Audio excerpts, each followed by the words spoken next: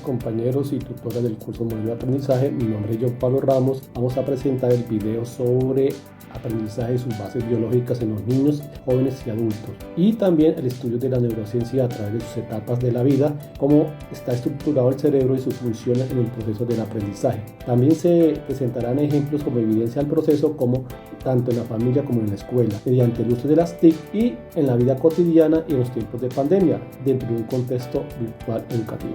Entonces, el aprendizaje es un cambio perdurable de la conducta o en la capacidad de comportarse de cierta manera, el cual es el resultado de la práctica y de otras formas de experiencia. El proceso de aprendizaje involucra todo el cuerpo y el cerebro, quien actúa como una estación receptora de estímulo y se encarga de seleccionar, priorizar, procesar información, registrar, evocar, emitir respuestas motoras, consolidar capacidades, entre otras y miles de funciones más.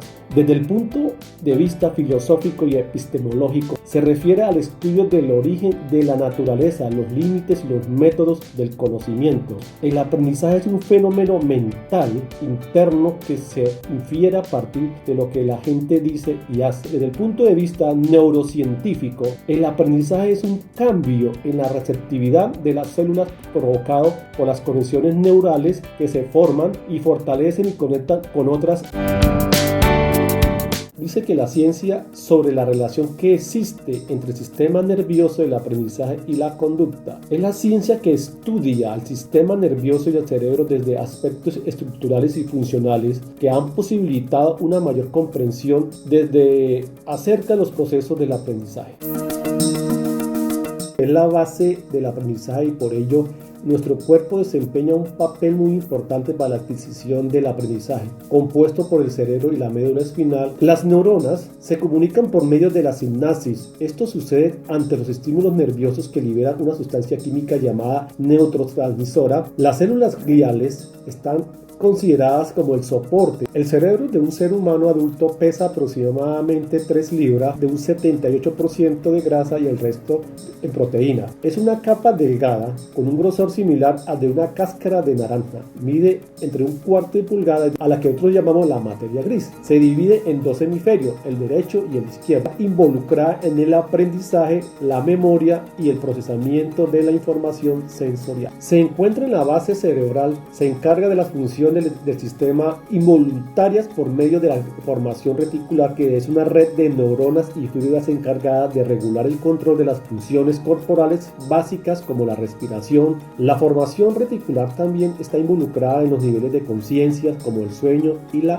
vigilia. Localizado en la zona posterior del cerebro, regula el equilibrio corporal de control muscular, el movimiento y la postura del cuerpo. Actúa como un puente por el cual se envía la información desde los órganos de los sentidos, con excepción del olfato, hacia la corteza. El hipotálamo forma parte del sistema nervioso central y controla las funciones corporales necesarias para mantener la homeostasis, como la temperatura corporal, el sueño y las sensaciones de sed y hambre, responsables del incremento en la frecuencia cardíaca y respiratoria cuando nos asustamos o nos sentimos estresados. Participa en el control de las emociones y la agresividad, en evaluar qué tan peligrosa es la información sensorial. Hipocampo es la estructura cerebral responsable de la memoria del pasado inmediato. Ayuda a establecer la información en la memoria a largo plazo. A lo largo de todo el cerebelo, el frente hacia atrás, existe una banda de fibras, la cual lo divide en 2 mitades y los conecta para el procesamiento neural. Se le conoce como corteza visual.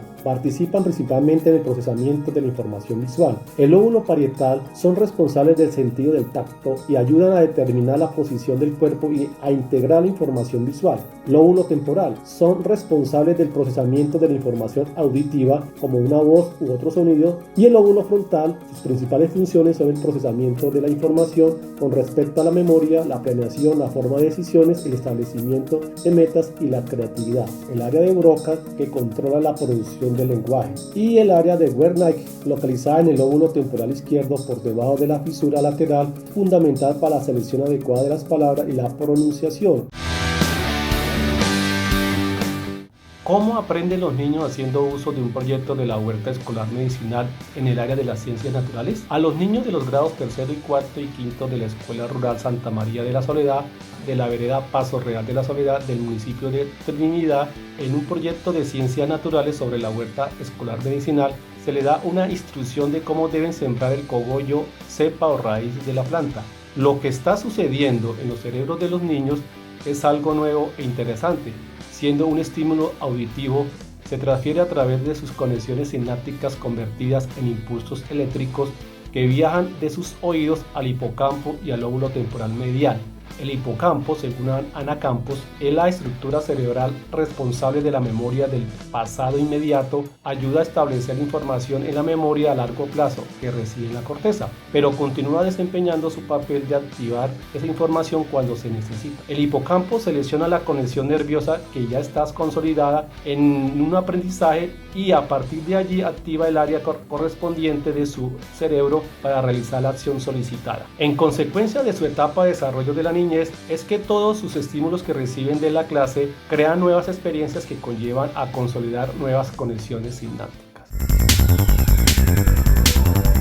¿Cómo aprenden los jóvenes haciendo uso y aplicación mecánica y virtual de un proyecto de la rueda en el área de tecnología? En un acuerdo a los intereses con los estudiantes del grado séptimo de la institución educativa Aurelio González de Yopal, frente a un proyecto técnico mecánico y a la vez virtual sobre la aplicación de la rueda, como la rueda de la fortuna, de cómo fue el origen, la evolución y el desarrollo tecnológico de la rueda. Los adolescentes sufren alteraciones estructurales de la corteza prefrontal, comienza la madurez cerebral, donde se generan y se encargan de la toma de decisiones y cambios en los neurotransmisores, donde se forman los circuitos emocionales y cognitivos, y uno de los más importantes, que es la dopamina, que tiene que ver con la relación directa de la necesidad y el placer. En muchos casos, un elevado porcentaje de dopamina puede causar y realizar acciones muy riesgosas sin medir sus consecuencias y, en peor de los casos, la muerte. Ventajas. Para los adolescentes es común ver el incremento interactivo y competitivo y relaciones entre personas de su misma edad, conectados en consumo de aparatos tecnológicos, lo que permite estar comunicados e informados de temas de actualidad, y en muchas ocasiones mejoran los procesos formativos y de aprendizaje cuando son guiados y orientados correctamente con el docente y padres de familia. La desventaja es el demasiado uso del tiempo que les dedican a otros grupos sociales y juegos virtuales, pornografía, ciberbullying, entre otros. Como consecuencia de estas actividades provocan el desinterés y el abandono de las clases virtuales. El aprendizaje en un contexto social o laboral de los adultos. Como principio fundamental de la aplicación de la rueda es el automóvil. Aprender cómo funciona y cómo se maneja por primera vez provoca muchas reacciones de gran contenido emocional. La base biológica en un adulto: se generan emociones en el lóbulo frontal, donde se fija la atención, la concentración, la memoria de datos a largo plazo. Comprendemos lo que vemos, regulamos las emociones, resolución de situaciones y momentos y la capacidad de multitareas. ¿Qué sucede en los demás lóbulos cerebrales de un adulto? En el lóbulo parietal presta atención visual, es decir, se da control de la manipulación y sus direcciones técnicas. En el lóbulo temporal se identifican los objetos que hay alrededor, memoria visual y los sonidos que en ella se generan. El lóbulo occipital se encarga del control de la respuesta visual. En el adulto aún se continúa y se modifica la plasticidad en el cerebro, conexiones nerviosas, pero cada vez se utilizan menos conexiones sinápticas, es decir, se deterioran o se debilitan cuando se dejan de usarlos, se pierde sentido crítico de la investigación. Los malos hábitos alimenticios, el estrés, el sedentarismo, el desamor y entre otras condiciones y actividades nuevas y el contacto del entorno a partir de sus sentidos, y que a largo plazo pueden provocar dificultades para aprender.